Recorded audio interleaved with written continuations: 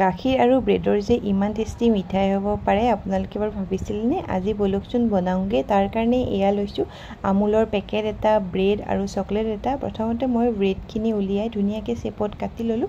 যিকোনো শ্বেপ দিব পাৰে, মই গিলাচেৰে ৰাউণ্ড শ্বেপ দি দিলোঁ আৰু লৈছোঁ মিল্ক পাউডাৰ 1 পেকেট।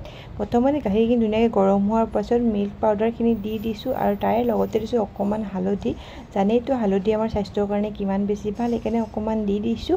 আৰু বাতি এটাত প্ৰথমতে এনেকৈ দুপিচ ব্ৰেড মই দি লৈছোঁ। আপোনালোকে নিজৰ ইচ্ছামতে যিমানখিনি লাগে দিব পাৰে। তাৰপিছত এয়া গাখীৰখিনি পগাই যেতিয়া একদম ডাঠ হৈ গৈছে সেইখিনি ধুনীয়াকৈ ওপৰত ঢালি দিছোঁ আৰু তাৰে লগতে দিছোঁ অকণমান কেঁচা নাৰিকল। নাৰিকলখিনি আপোনালোকে থাকিলে দিবও পাৰে বা নিদিলেও কথা নাই। নাৰিকলখিনি কেঁচাই মই দি দিলোঁ আৰু তাৰে ওপৰত দিলোঁ চকলেট পিচ। এনেকৈয়ে আৰু খাই দিলোঁ। ইমান বেছি টেষ্টি হৈছিলে। আপোনালোকে এবাৰ ট্ৰাই কৰি চাবচোন, বহুত বেছি ভাল পাব খাই। আৰু লগতে আপোনালোকে ইয়াত আইচক্ৰীমো দিব পাৰে দেই।